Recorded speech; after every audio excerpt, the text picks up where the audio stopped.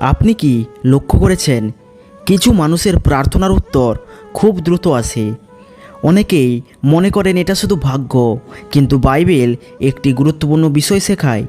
ঈশ্বর শুধু শব্দ শোনেন না, তিনি হৃদয়ের বিশ্বাস দেখেন। যখন কেউ সম্পূর্ণ বিশ্বাস নিয়ে ঈশ্বরের উপর ভরসা করে, তখন সেই প্রার্থনা শক্তিশালী হয়ে ওঠে। বিশ্বাস মানে শুধু কথা নয়, বিশ্বাস মানে নিশ্চিত থাকা ঈশ্বর কাজ করছেন, এমনকি যখন আপনি ফলাফল দেখতে পাচ্ছেন না। মথি 21 অধ্যায় 22 পদ, যা কিছু তোমরা বিশ্বাস করে প্রার্থনায় চাইবে তা তোমরা পাবে।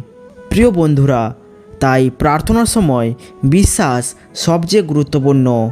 চ্যানেলটি সাবস্ক্রাইব করে রাখুন, কারণ পরের ভিডিওতে আমরা জানব ঈশ্বর কি আপনাকে একটি সংকেত দিচ্ছেন।